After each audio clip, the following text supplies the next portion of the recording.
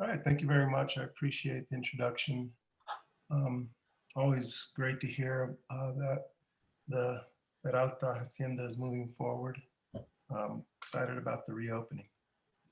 If you missed last week, we left off basically looking at the start of revolution in Central America and the rushing in of all these refugees that were fleeing violence and political persecution in particularly three countries in Central America from Nicaragua, El Salvador, and Guatemala. Um, and we also had some political changes within the presidency and the political structure of the United States, which had a huge impact on how we dealt with these immigrants. So a lot of, as we all know, politics are just in terms of who's in power, has a lot to do with how we shape our policies. So as this was happening, the presidency changed from a Democratic president, Jimmy Carter, to a Republican president, Ronald Reagan. And Reagan was somebody who was clearly more concerned about the rise of socialism and communism in the hemisphere than his predecessor. Although Carter was definitely worried about that, he didn't take the actions that Reagan did. And I think that it was a growing tide. There were a lot of people in the United States that were concerned, of course, and we know how media works. And even in the 80s, this was something that a lot of people were definitely concerned about, and the media took full advantage of it. Okay, so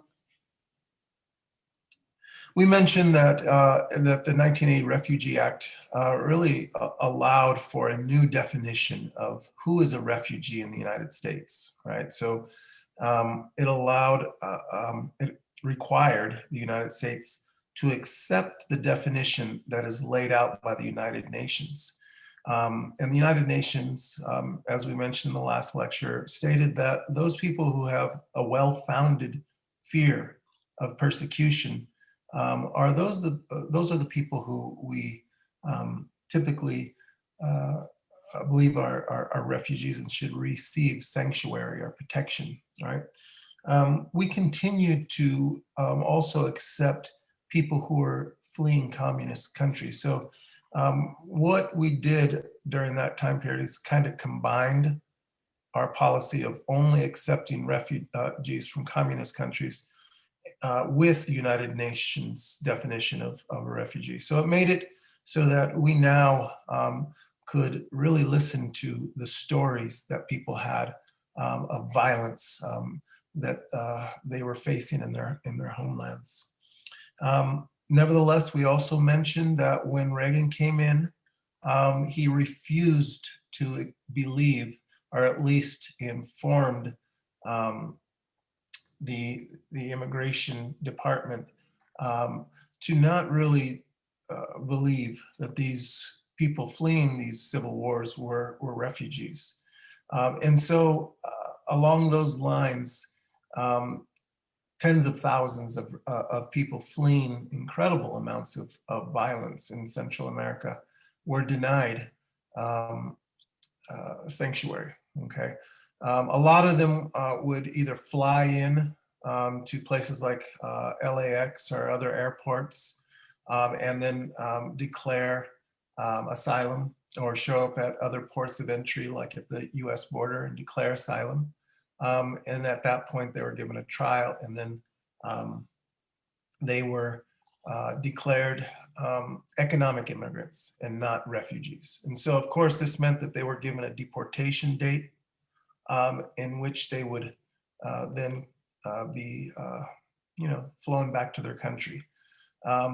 We also mentioned that once this began to happen to Central Americans, they were coming in, they're being deported into their country, flying in on jets, airliners, and tickets paid for by the U.S. government, going into the customs from their country, and then they were being questioned by their own government.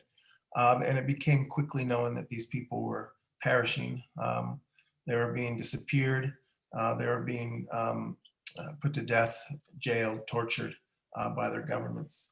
And so this is really where we get the advent of the sanctuary movement in the United States. And the sanctuary movement was just an unbelievable movement that happened. It started simultaneously in Arizona, believe it or not, and in Berkeley, where religious folks really began to get sort of involved in this idea. After all, these were primarily Christians who were being mistreated. They were being denied sanctuary in this country. But the movement quickly sort of blossomed into a very radical movement, but one in which people had to sort of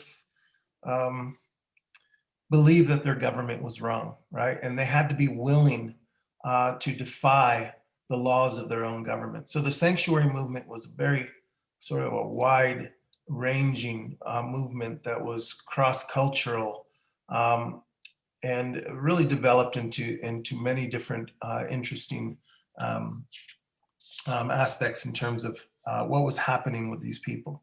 Okay, so let me share my screen quickly.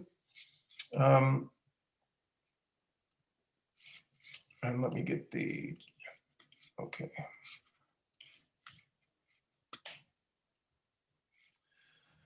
Okay, so the sanctuary movement, like I said, there were religious folks and churches that were involved, but there were also lawyers involved.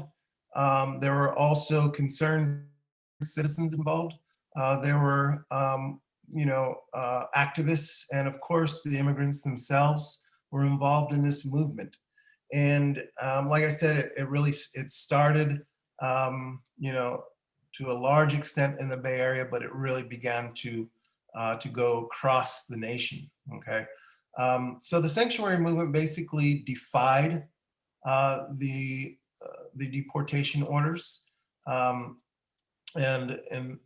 in doing so, define the laws of the United States. So what this meant was that the movement believed that the United States policy was wrong and that it endangered the lives of these people. Okay, so there's a couple of things to take note. For one thing, if you recall, two of the revolutions, the revolution in Guatemala and the revolution in El Salvador, were ongoing. However, the revolution in Nicaragua was actually won by the rebels. And the United States deemed itself an enemy of that of that government. So the Sandinista government in Nicaragua was definitely socialist, definitely wanted to create all these policies like land reform and so forth to help their people. They committed a lot of errors as well, so that a lot of people were sort of questioning their policies. But nevertheless, what that meant was that many Nicaraguans were allowed to get sanctuary. Okay, so we saw Nicaragua as a communist government, right? In the same way we saw Cuba as a communist government. So even though a lot of Nicaraguans were denied, a lot were able to come in, okay? So under Reagan, we continued the policy of basically allowing people fleeing communist governments in, but we're really sort of breaking our promise that was made in the 1980 Refugee Act, right? These people definitely had a well-founded fear of persecution.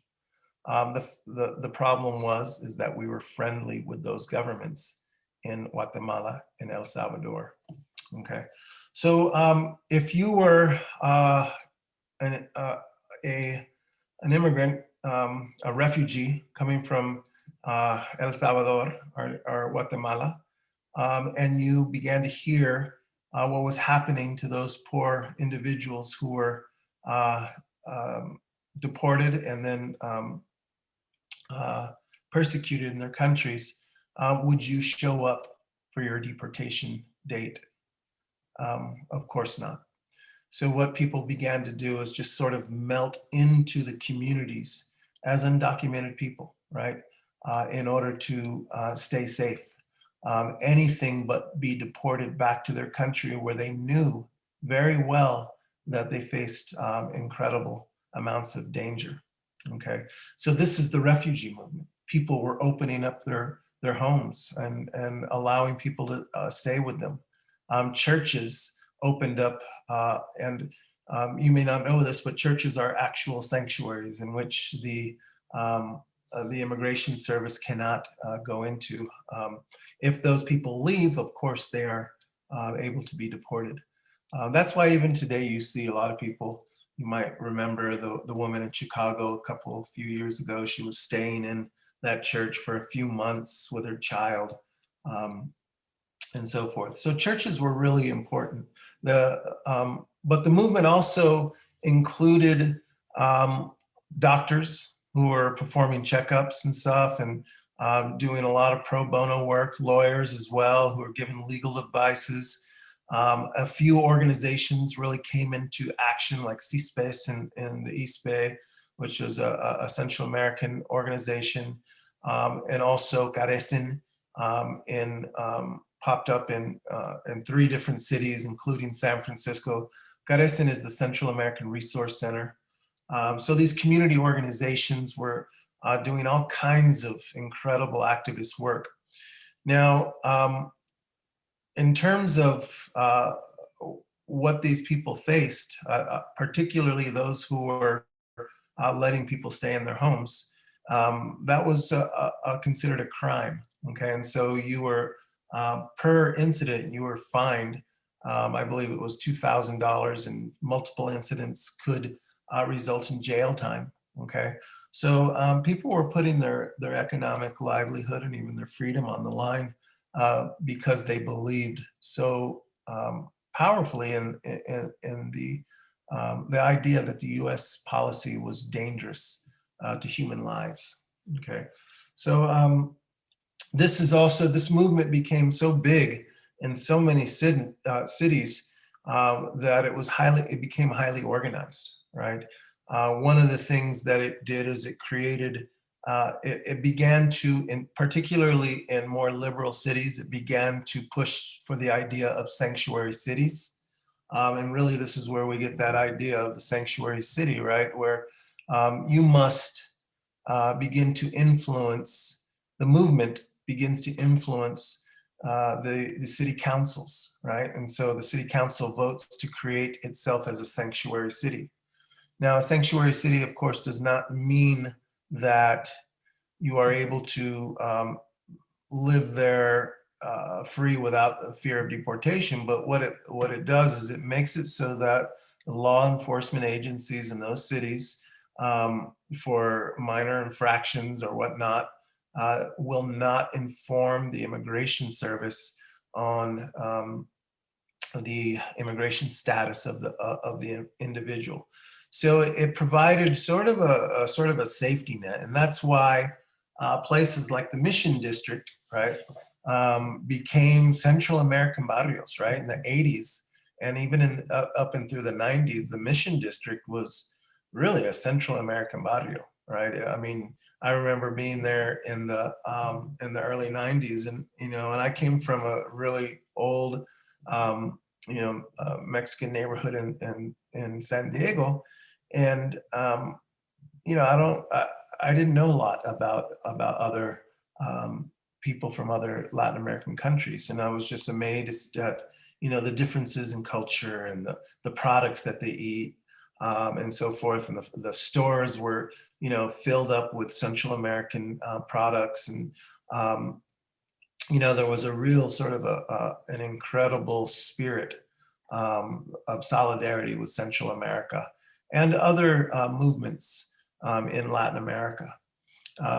So it was kind of an amazing time that really grew into a really strong immigrant movement at that time.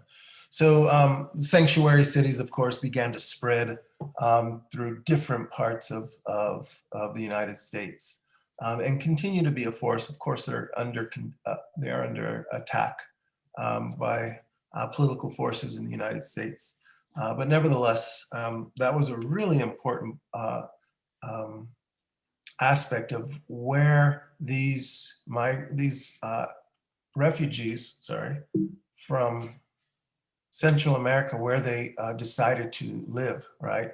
Are you gonna go to a sanctuary city, or are you gonna go to a city that has no such protection, right? And so there's where certain cities began to grow in terms of Central American presence.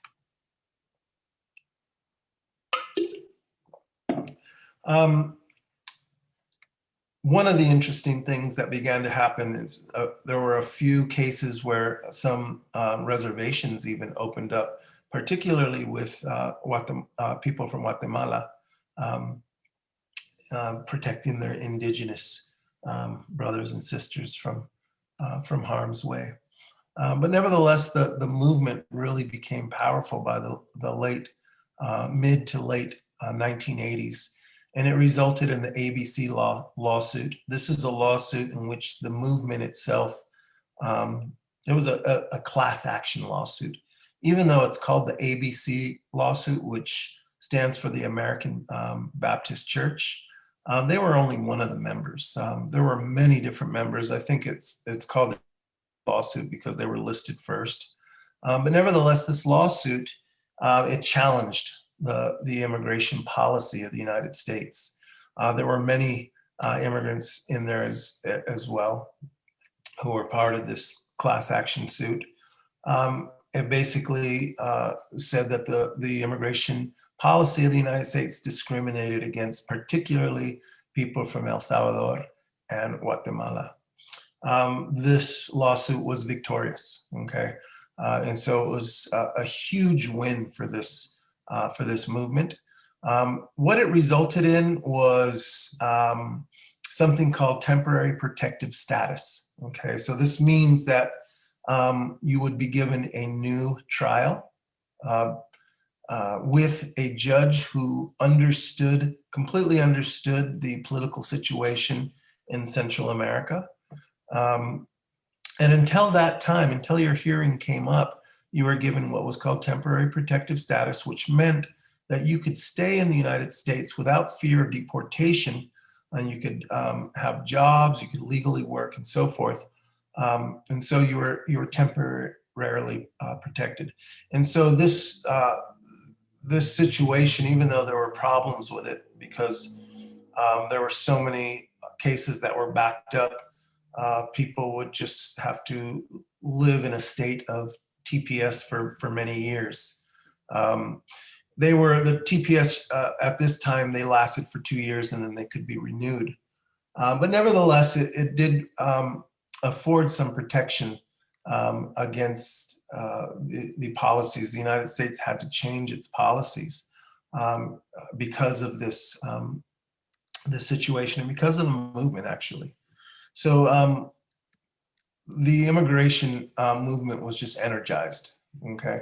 So the ABC lawsuit, the question from Holly, I believe it was at the late 80s and it was finally won in the early 90s, yeah. So yeah, please do ask questions as we go forward. But definitely a few other policies began to deal with these communities, and as the 90s sort of wore on and the civil wars came to an end, new policies began to come into place. But this movement really did allow for the growth of a strong Central American presence in the United States. Okay. So let's shift a little bit to what was happening with Mexicans, because we know that Mexicans were also coming in unheard of numbers. At the same time that Central Americans were coming in, okay?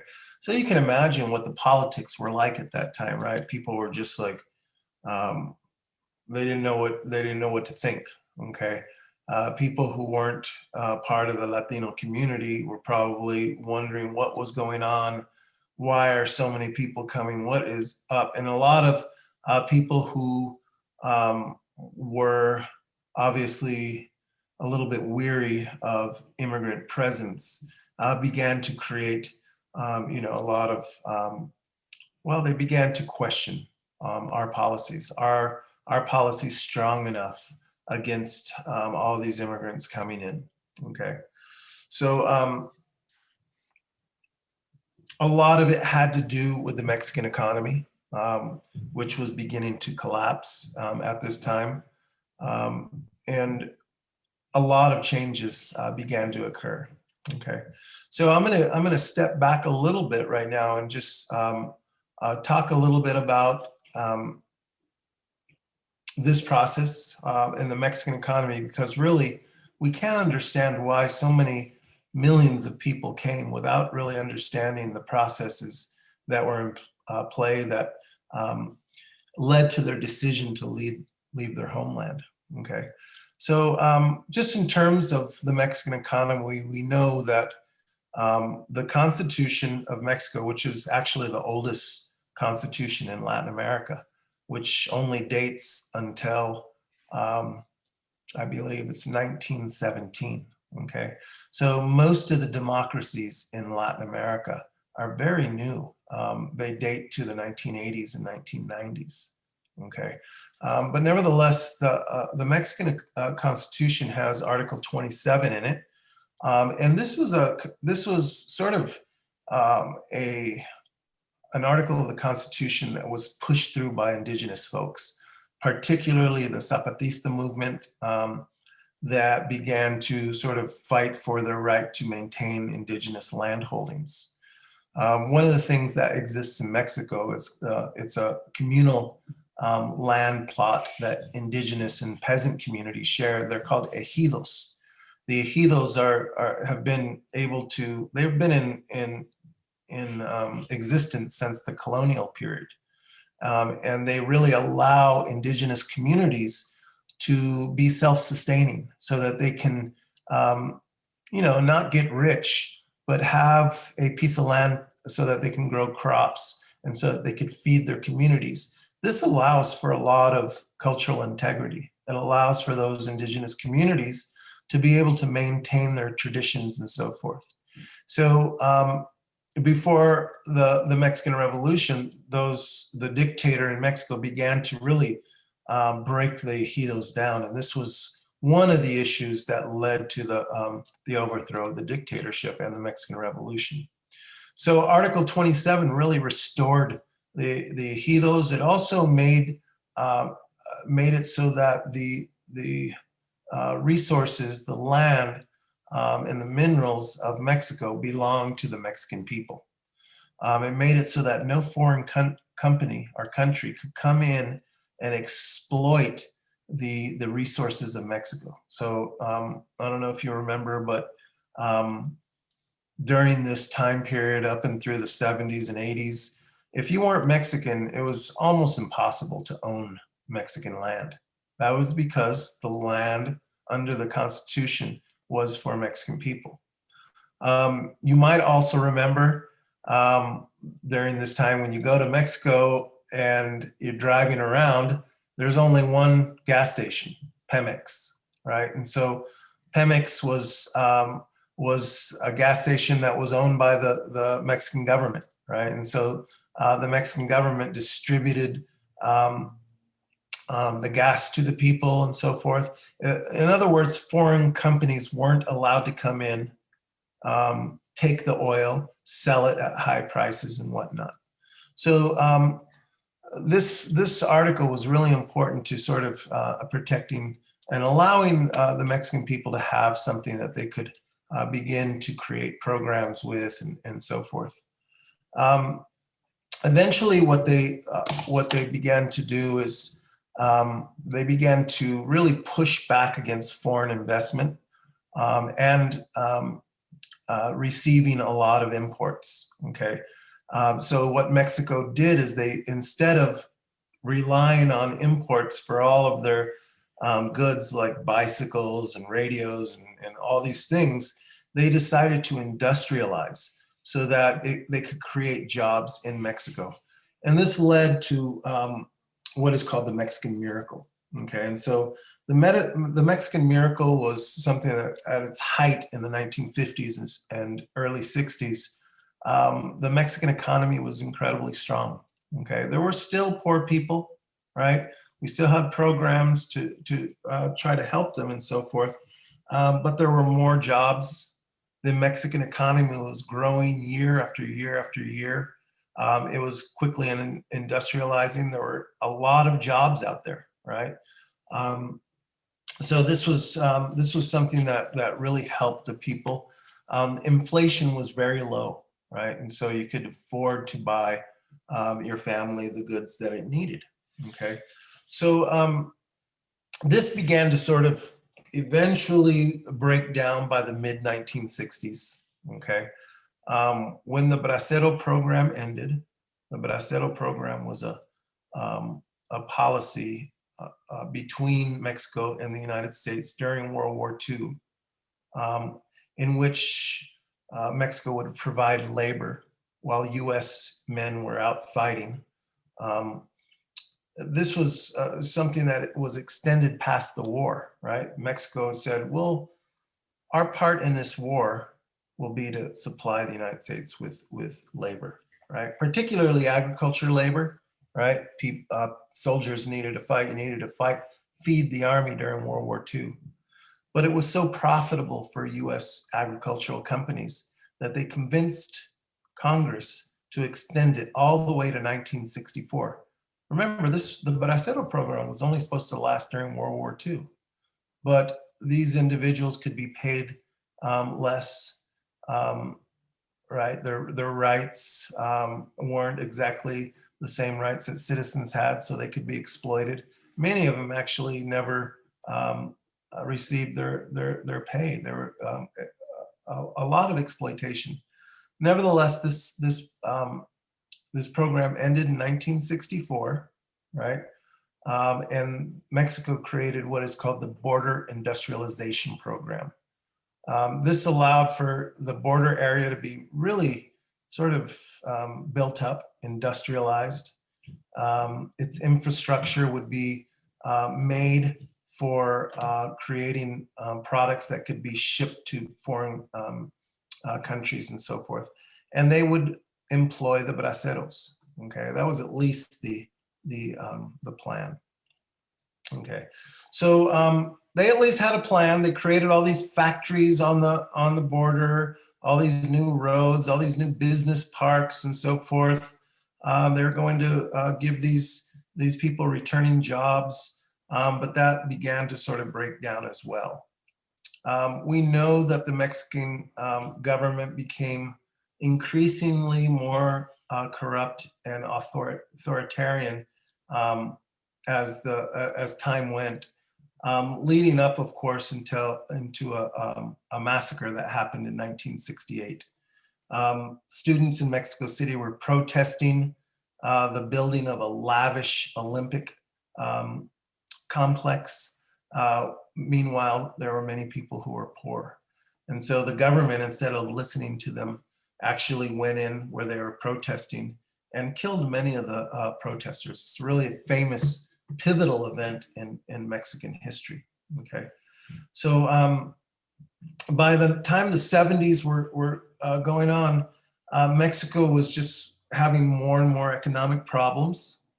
What it began to do in order to continue its industrialization, it began to borrow money and spend money based on the future sale of oil, okay? And so Mexico has one of the largest supplies of oil in the world. So they figured, well, we're gonna eventually sell it. It's in the ground. And so let's borrow and so forth.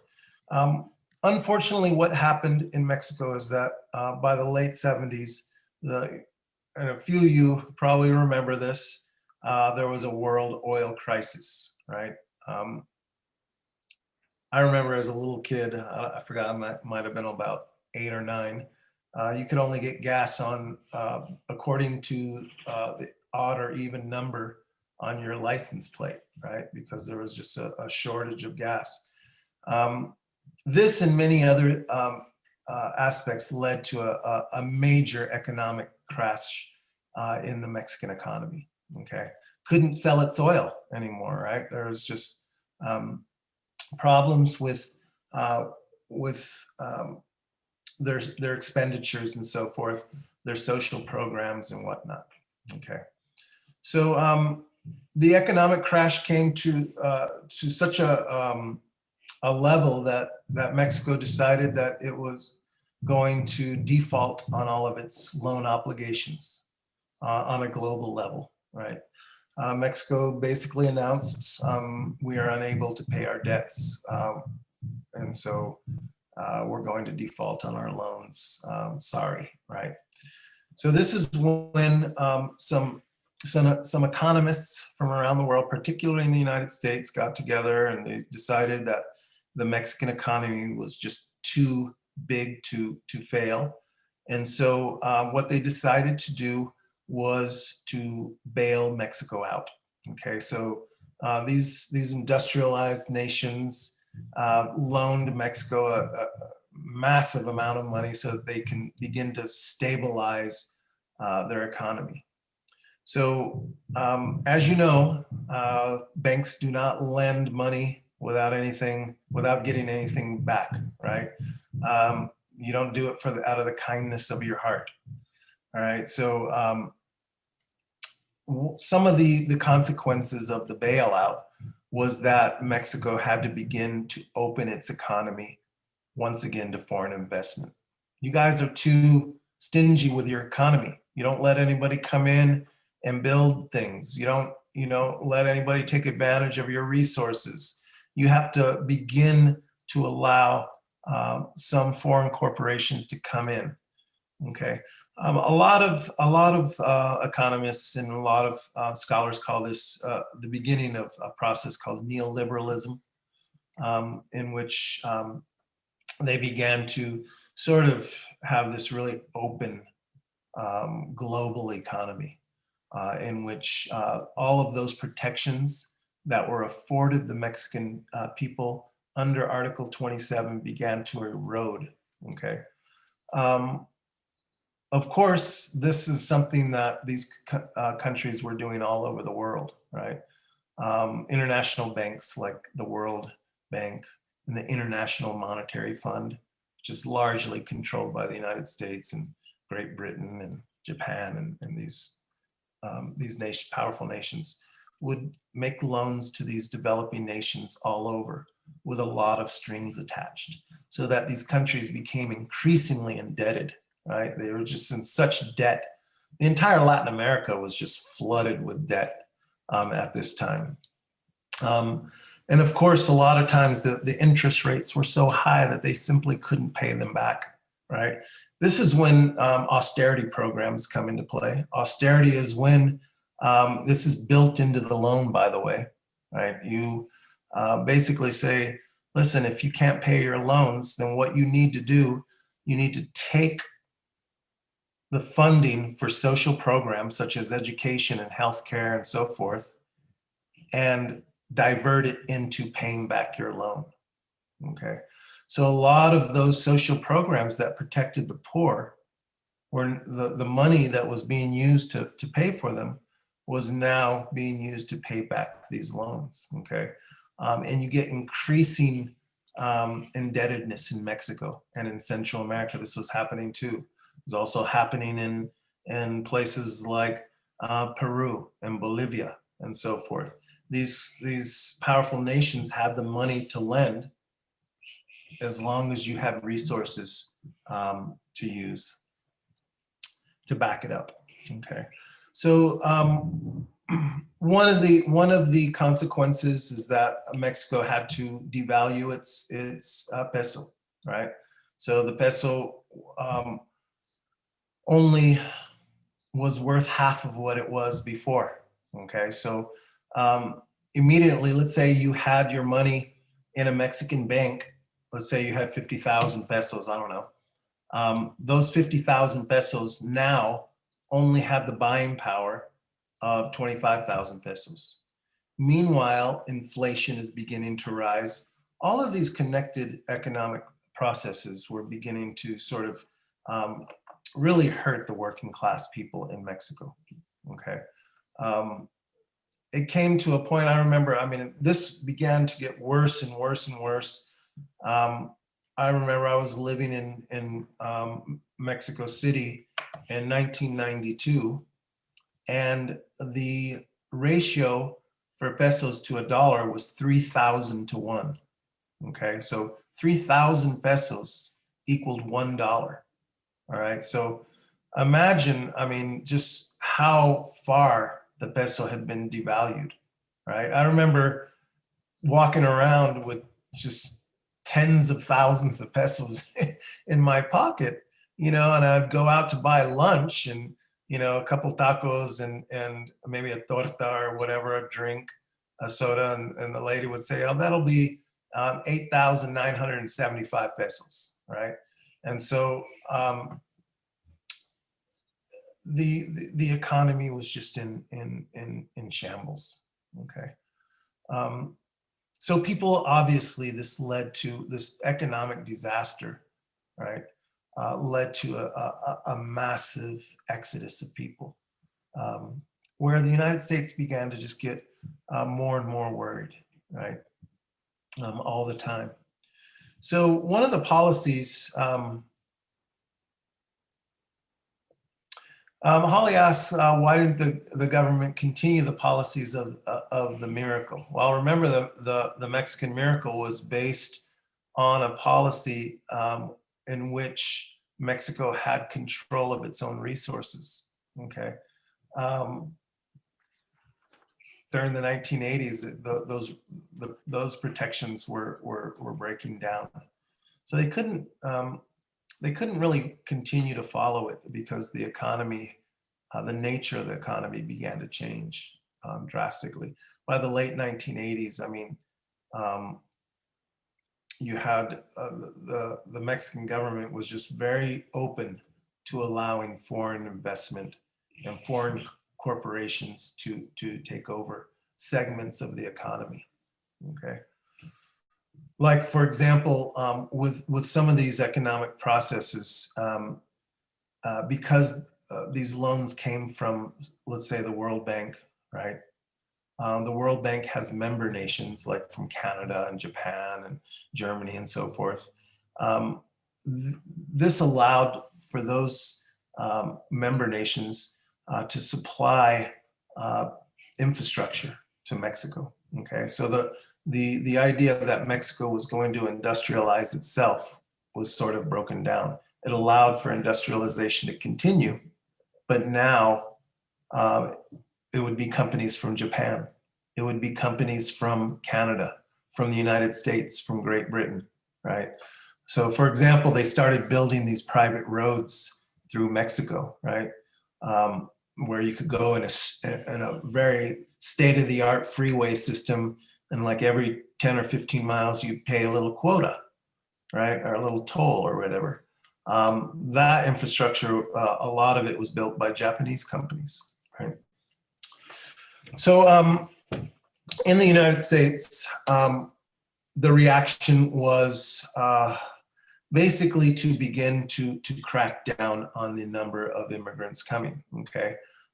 The amount of immigrants coming far exceeded the allotment we had for legal immigration, okay? Mexicans were still lining up at the embassy, trying to apply for legal visas and whatnot. But the demand to leave Mexico was far greater than the number that we had. So naturally, a lot of people came without papers, okay? So we see this happening just all over the border region, particularly in Texas and in Arizona and California. The communities are being sort of, they say they're being inundated, right? And then this is the same old story that has been going on since the Chinese Exclusion Act in the 1880s, right? That immigrants are taking jobs. They're causing us to have to spend all kinds of money on social programs and so forth.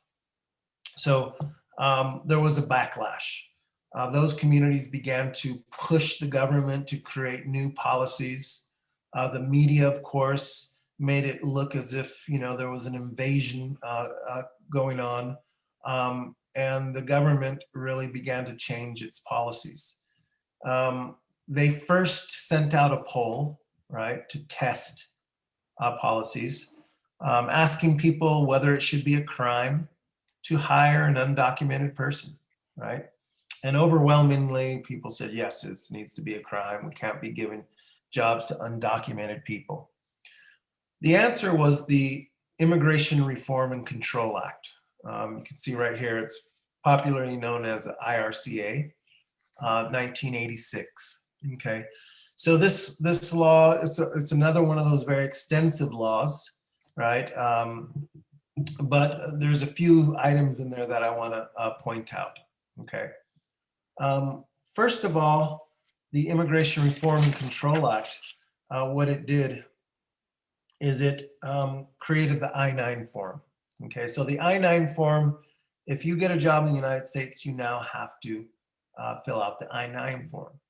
And this form makes it so that you show proof that you have the legal right to work in the United States. So you have to provide a certain amount of documentation. There's different tiers of documentation too. You could either show a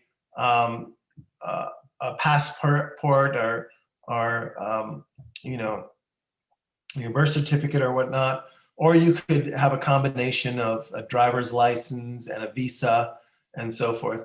But you had to show the employer these documentation, and together you fill this form out that, yes, I've verified these, I've looked at these documents, and here's the numbers on the document and so forth. And you file that I-9 form along with the W-2 form, okay?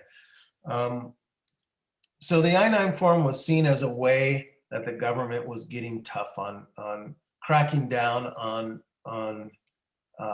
undocumented workers. It also said that if you hire an undocumented person, then that you would be subject to fines. And if there's multiple violations, possible jail time, okay? So it was definitely now a crime to hire an undocumented person if you had a legal business, okay?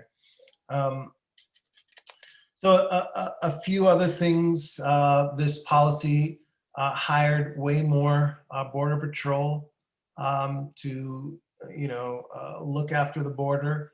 It vamped up the security around the ports of entry like Tijuana and El Paso particularly.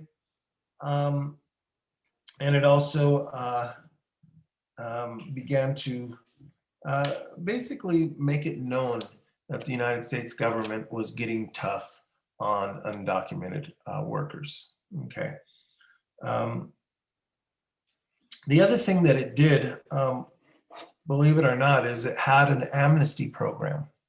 Amnesty is, in terms of this type of amnesty, what it means is that you are given a particular segment of an immigration population a pathway to citizenship, okay? Usually amnesty is something that comes from at the direction of the President of the United States, but there's, in this case, it was sort of tied in with this. They had a seasonal workers program, but they also had this amnesty program, okay? And it basically said that if you could prove that you were an undocumented worker between 1980 and 1983, and that you were a person of good moral standings, you hadn't committed any crimes and so forth, that this amnesty program would give you a pathway to citizenship, okay? So it was kind of sort of like, this policy was, the Amnesty Program was really good, but the policies on getting tough were really sort of trying to, it was indicating that undocumented people are causing too many expenses, okay? So the Amnesty Program led to the legalization of about 2.5 million undocumented workers. A lot of my students, when I talk about this in class, they said, oh my God, that's the program that my parents gained citizenship from, right? But nevertheless, this program, this policy, the Immigration Reform and Control Act, it was supposed to just stop undocumented immigration, but it did not, okay? First of all, with many industries, as you know, in the United States, even at this time, began to increasingly rely on undocumented workforce, right?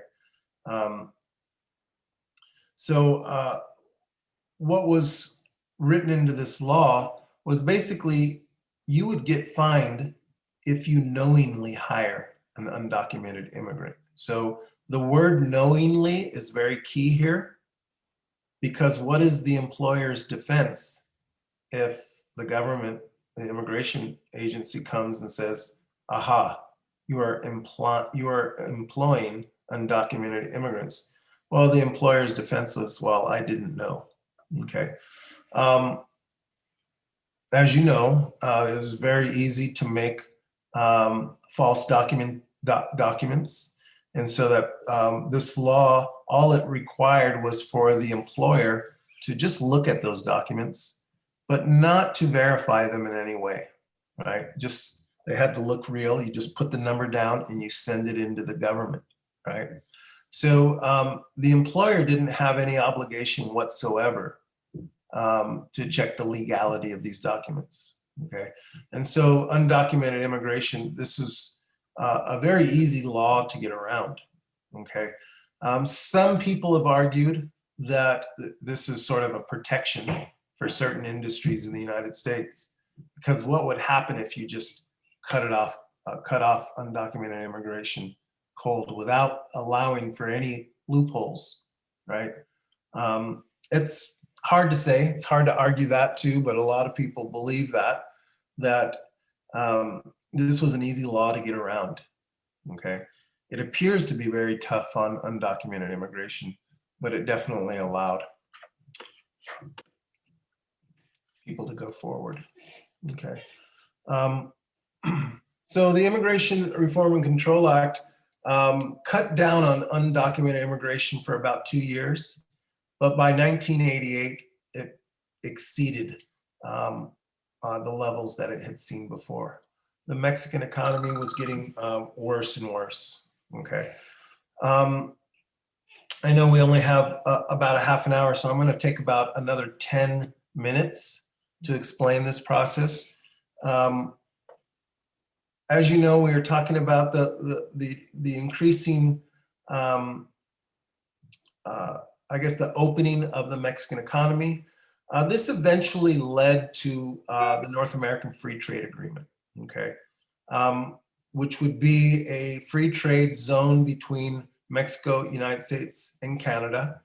It allowed for trade to happen between those nations without having any, I forgot the term, not taxation. But in other words, it was an incentive to trade with each other. So there were no tariffs, that's it, okay? So ideally what would happen is that the companies from the United States could go into Mexico, set up shop, and sell. The companies from Mexico could go into the United States and do the same thing. Products could fly across the borders through trade without any tariffs, making it more desirable to trade with each other than opposed to trading with, say, Australia or something, right? So the North American Free Trade Agreement was also touted as something that was going to stop undocumented immigration because it was going to provide jobs for Mexicans. So that's where the maquiladoras come in on the border. They were supposed to at first employ Mexican men, but they began to employ mostly young women, right? Because they were more exploited. And these factories were definitely leased out by a lot of primarily US corporations, okay? So a lot of these corporations, they would leave the factories in the United States, go to Mexico so that they could take advantage of cheap labor, and then they would send their products, the finished products, back to the United States, okay? So a lot of these jobs were really sort of low paying. The inflation rate was rising, right? Minimum wage in Mexico is horrible. A lot of women were given these jobs because they were more easily exploited. So women were coming from the southern part of Mexico, and you had all these women just sort of going to the border region, right? The women for the first time in Mexican history in large numbers were leaving the home before they were married. You know, they did that before, but not to the extent as now, right? So you had a huge shift of people coming to the border region. Those foreign corporations did not like women who stood up for their rights. They didn't want women to be pregnant, so they handed out birth control because pregnant women could take advantage of maternity leave and so forth, right? They tended to get women right out of high school or even before, people who didn't have a lot of political savvy to try to protect their rights, okay? But NAFTA really began to destroy communities in the interior of Mexico, okay? So think about it. A massive agricultural company from the United States goes into central Mexico, leases up a huge ranch of, let's say, 15,000 acres. Not only is that agricultural company subsidized by the US government because we subsidize our farmers, right?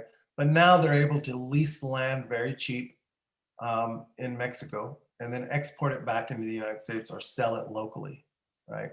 So because it was so easy for them to produce agricultural goods in Mexico, the small farmer was destroyed.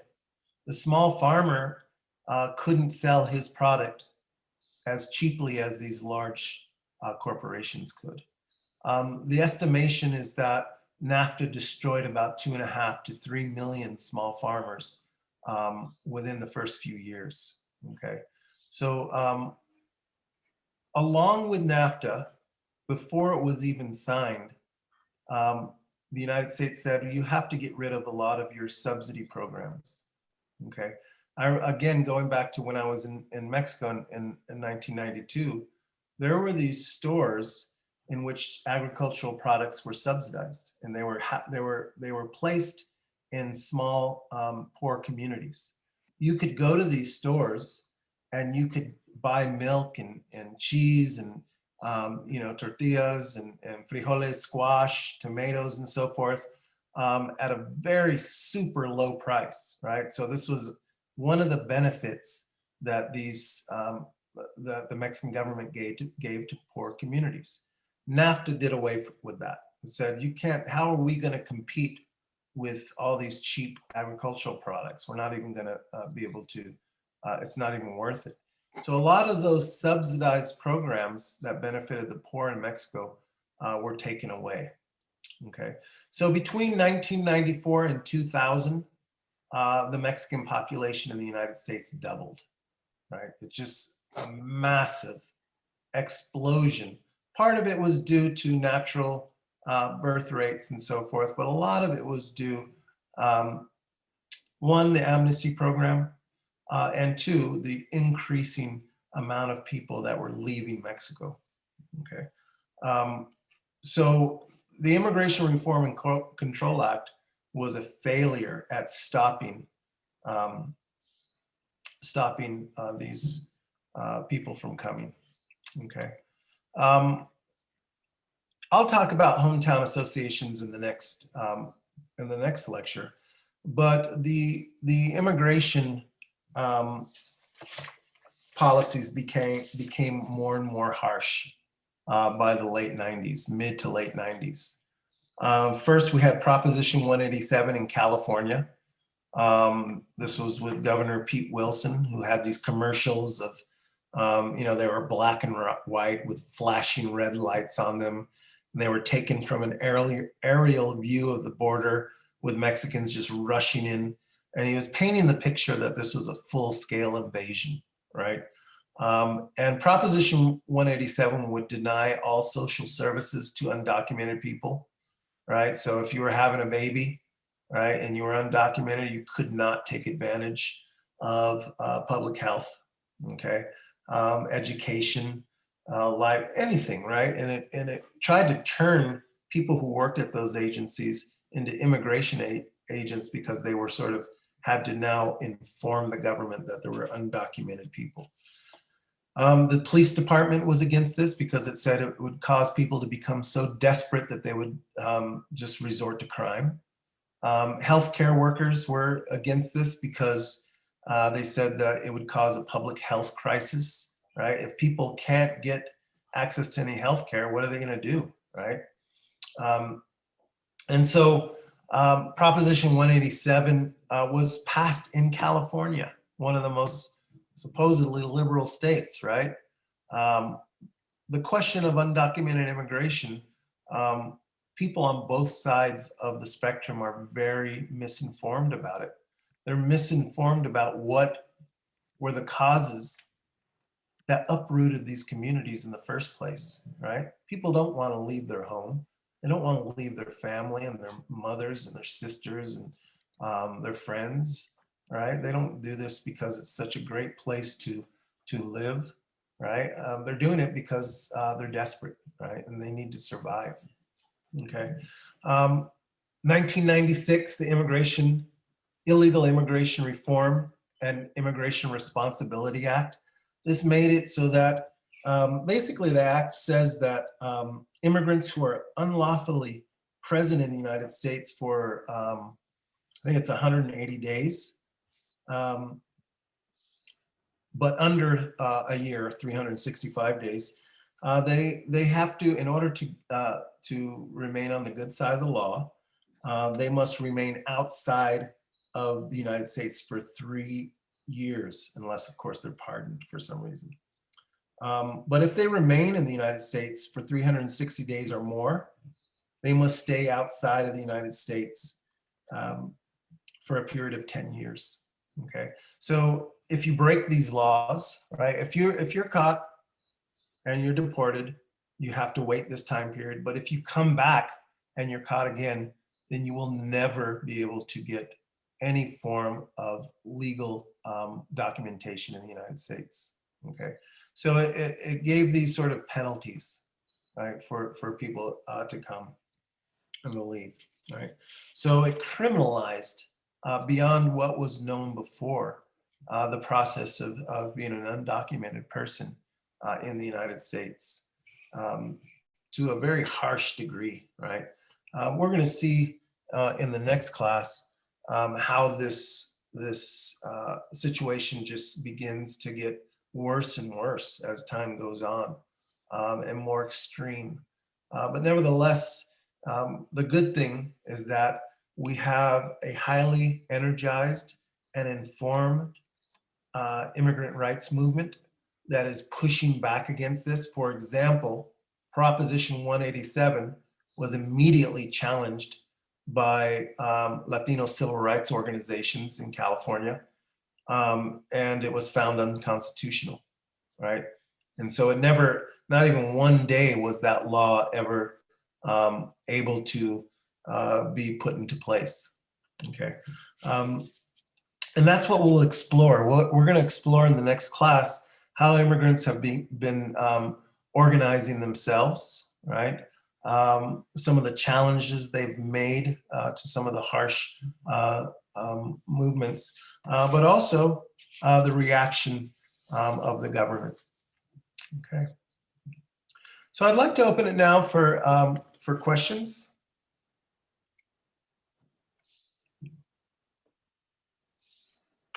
Please don't be shy. How many people remember any of that from the sanctuary movement?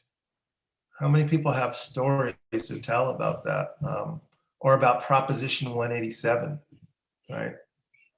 Oh, yeah. Please share. I remember going with my parents to the embassy in Sacramento as they were filing their paperwork for various immigration necessities and stuff. So as a kid, I kind of had no idea what was going on, but I knew that it was very important what they were doing, because we were going to the embassy. Yeah. So many of my students have memories like yours, and I often ask, how many people as children were translators for their parent? Like 75% of the class. There's, that's that you become a translator at a young age, right? And it's amazing, right? Because that's serious skill. I had to translate my parents' divorce. Wow. Yeah. So, I mean, imagine being in legal, not only at things like going to the store, right, Yeah. or going to the post office, but in legal proceedings and so forth. Yeah, it's difficult. Yeah, it brings to mind the stereotypes we have of Latin American immigrants, because when we did our day laborers exhibit, about half of them were from extremely poor sectors of society with very, very little education. But about half of them actually they were from really, really solid middle-class backgrounds, and they came during devaluation, when suddenly what they were earning as a librarian or a civil servant, I mean, you said half as much. It sounds like it was 1/100th as much, and they just could not support their families anymore, and they had to come north. And I thought that was really revealing. It's an example that reveals what you were talking about. Yeah. No, it was getting worse all around, and Tao had a question. What was the state of labor unions in Mexico at this time? So as the government became more and more corrupt, the labor unions were completely. There were a few good ones, but they were institutionalized, right? What would happen is that the government itself would create the union. So your union organizer would be somebody who had ties to the government, and there was so much incredible corruption that I mean, the teachers union was one of the most corrupt. It was just completely institutionalized and did not fight for the rights of the workers at all. A lot of those policies were dictated by the government, and the government, in developing nations, right, like Mexico, and there are worse examples for sure than Mexico. But if you are trying to attract foreign investment, the last thing you want to do is scare those foreign companies away, right? Because with globalization, it's the bottom of the barrel concept, right? So if Mexico doesn't sufficiently allow for the exploitation of its workers, what is that company going to say? Well, guess what? Somewhere in Asia, there's a country that is willing to exploit them more. So if you begin to raise wages, protect the environment so that these foreign companies can't pollute as much, then they're just going to move on, right? They're built to be able to be mobile, right? And so that's why these developing nations are almost in an internal state of underdevelopment, and the wealthier nations are just continuously getting wealthier and wealthier and wealthier, right? And they pull in the labor from those developing nations to be exploited within the United States. But even so, the wages are better in the United States than they are in Mexico and Central America. Yeah. Yeah, so now you're really having what we'll begin to see is that you have the not complete recovery of the Mexican economy by any means, but certainly the strengthening. So that by about 2010, you begin to see, or probably a little bit later, maybe 2013, you begin to see as many people returning to Mexico as those are leavers. So it was a net zero immigration. Part of it was people were leaving the United States because there was such anti-immigrant hysteria, right? But also part of it was because there were some jobs returning.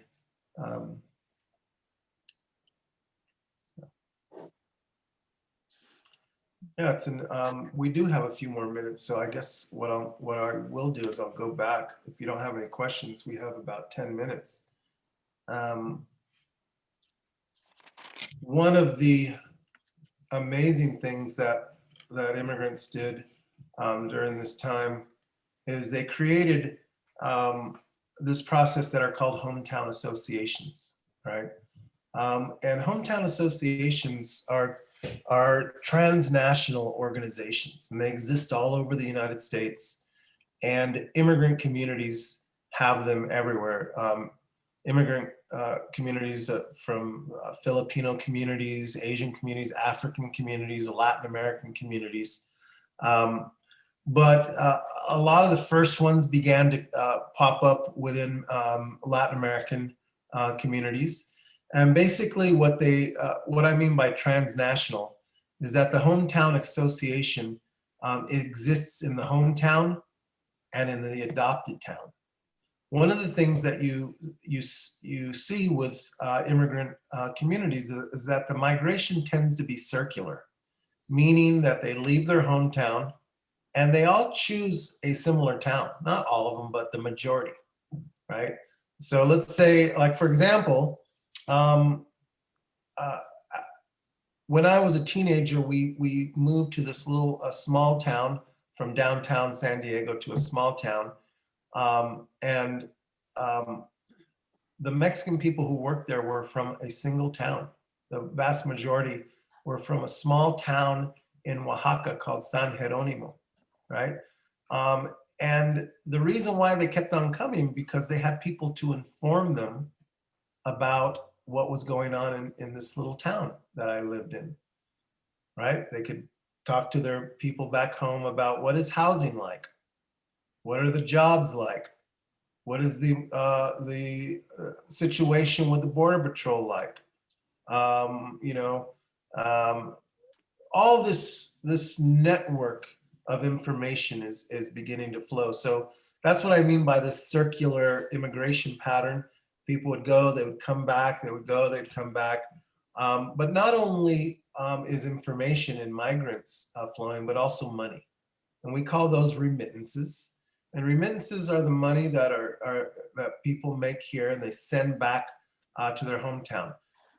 This became, by about the early 2000s, the amount of money that Mexicans were sending back was equaling the oil industry, the maquiladora industry, and the tourist industry, right? So in some ways, it benefited Mexico to have this massive undocumented population in the United States.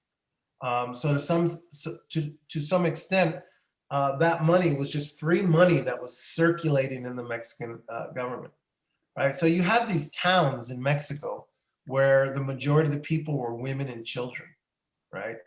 And elders, old men and so forth.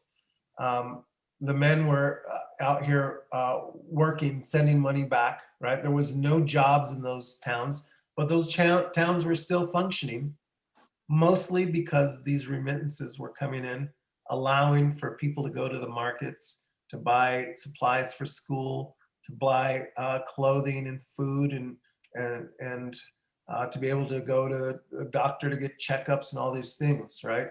So what the Hometown Association does is they set up a chapter in the hometown and in their adopted community, and they begin to channel that money, okay? So not only is that money going to be used to buy food for their families, but it's going to be put together to begin to work on infrastructure.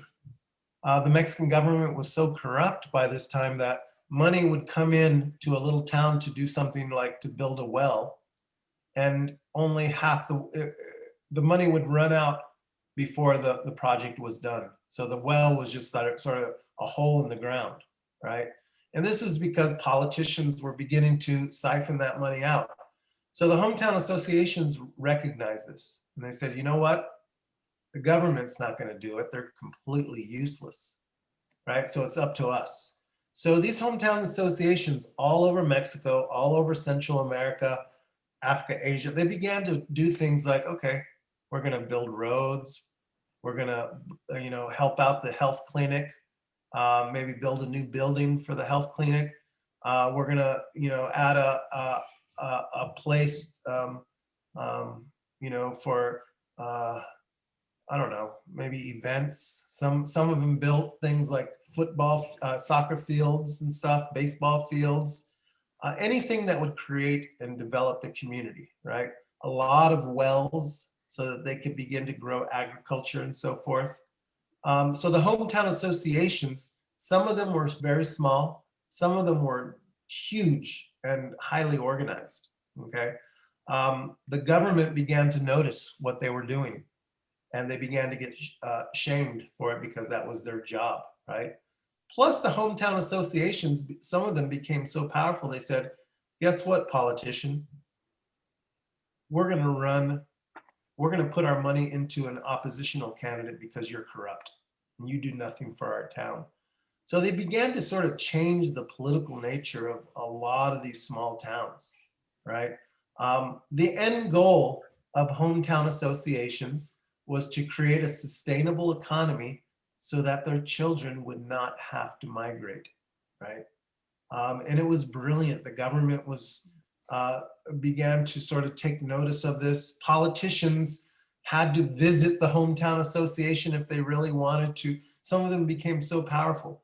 For example, in places like New York, where a lot of people from the state of Puebla were there, all these hometown associations got together and they made a large umbrella hometown association.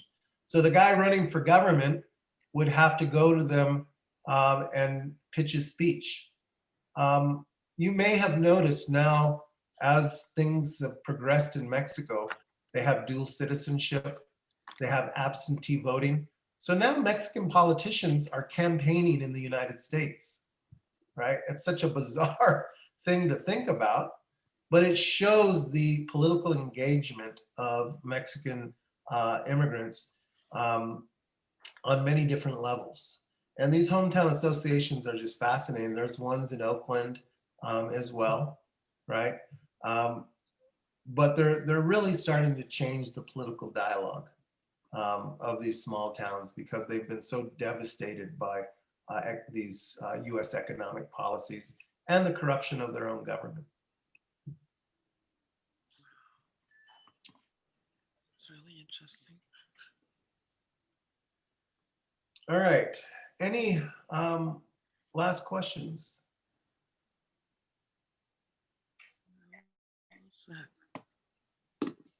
All right, well, thank you guys very much. the next class, we're definitely gonna be exploring the contemporary era, post 9/11. We're gonna be looking a lot at the childhood arrivals and continue with the immigration movement. Thank you, Carlos. Wonderful. Thank you. You're welcome. Yeah, that was great. I appreciate it. Thank you I'm very gonna go watch last week's. Yeah. much. Thank you. You're welcome. All right, thank you, everyone, and we'll see you next week. Take Thank you, Miguel. Hi, Bye. Miguel. Bye-bye.